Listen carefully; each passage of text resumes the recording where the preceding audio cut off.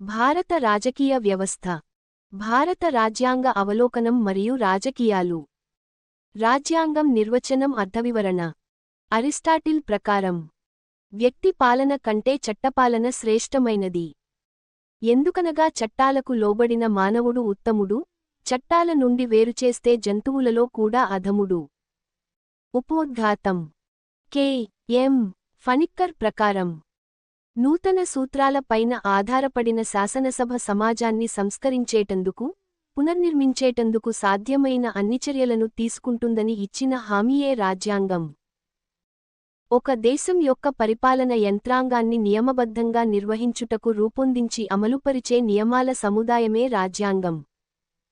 రాజ్యాంగాన్ని ఆంగ్లంలో కాన్స్టిట్యూషన్ అని పేర్కొంటారు. ఈ పదం ఫ్రెంచ్ భాషలోని కానిట్యూషియో అనే పదం నుండి ఉద్భవించినది. కాన్స్టిట్యూషియో అనగా టు ఎస్టాబ్లిష్ అని అర్థం. రాజ్యం యొక్క పరిపాలనను నిర్వహించే సందర్భంలో అనగా రాజకీయ వ్యవస్థను నిర్వహించే సందర్భంలో అనుసరించబడే నియమ నిబంధనలను రాజ్యాంగంగా వర్ణిస్తూ కాన్స్టిట్యూషియో అనే పదాన్ని వినియోగించినారు. భౌతిక ప్రపంచం కొన్ని సూత్రాలపై ఆధారపడి నడుస్తున్నట్లుగానే క్రీడలు కొన్ని నియమ నిబంధనలపై నిర్వహింపబడుతున్నట్లుగానే ప్రభుత్వాల నిర్మాణం, నిర్వహణ కూడా కొన్ని నియమ నిబంధనలపై ఆధారపడి ఉన్నది. ప్రభుత్వ శాఖల నిర్మాణం, వాటి పనివిధానం యొక్క లిఖిత పత్రం రాజ్యాంగం. నాగరిక సమాజ నిర్మాణం, నిర్వహణ కొన్ని నియమ నిబంధనలపై ఆధారపడి కొనసాగుతున్నది. ఎలాంటి నియమనిబంధనలు, పరిమితులు లేని ఆదిమ సమాజంలో ఆటవిక న్యాయం, మత్స్య న్యాయం అమల్లో ఉన్నది. అందువలన సామాన్యుడి జీవితం దుర్భరంగా ఉండేది. ప్రజల పరిపాలన నిమిత్తం ప్రభుత్వాలు అధికార దుర్వినియోగానికి పాల్పడకుండా క్రమబద్ధమైన పరిపాలన అందించాలంటే ప్రభుత్వాలు కూడా కొన్ని సూత్రాలకు కట్టుబడి పనిచేయాలి. ఒక వ్యవస్థ నిర్వహణకు అవసరమైన ప్రాథమిక నియమాలు రాజ్యాంగం, అదేవిధంగా ఆ వ్యవస్థను విధులను కూడా అదే రాజ్యాంగం నుండి గ్రహిస్తుంది. లాటిన్ భాషలో పేర్కొనబడిన కాన్స్టిట్యూషనెం అనే పదం వ్యవస్థను నిర్వహించే నియమాల సముదాయంగా పేర్కొనబడినది. రాజ్యాంగం. రాజ్యాంగం దేశానికి పవిత్ర లిఖిత గ్రంథం. వ్యక్తులు, వ్యవస్థలు, సంస్థలు, ప్రభుత్వాలు అన్నింటికీ మార్గదర్శకం. రాజ్య నిర్మాణం, నిర్వహణ మొత్తం రాజ్యాంగం ద్వారానే కొనసాగుతుంది. రాజ్యాంగం ఒక సామాజిక పత్రం మరియు అత్యున్నత శాసనం. రాజ్యానికి తాత్విక ఆలోచన పునాదులు కూడా రాజ్యాంగంలోనే నిక్షిప్తమవుతాయి.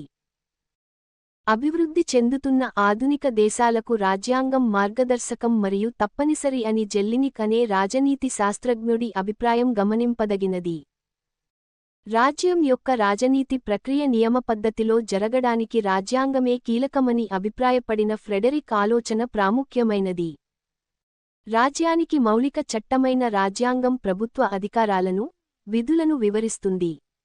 ప్రజాస్వామిక వ్యవస్థలలో పౌరహక్కులను పదిలం చేసి రాజ్యాంగపరమైన చట్టాల సవరణ విధానాన్ని తెలుపుతుంది. రాజ్యానికి చెందిన మౌలిక సంస్థలు పనిచేసే పద్ధతులను తెలుపుతుంది.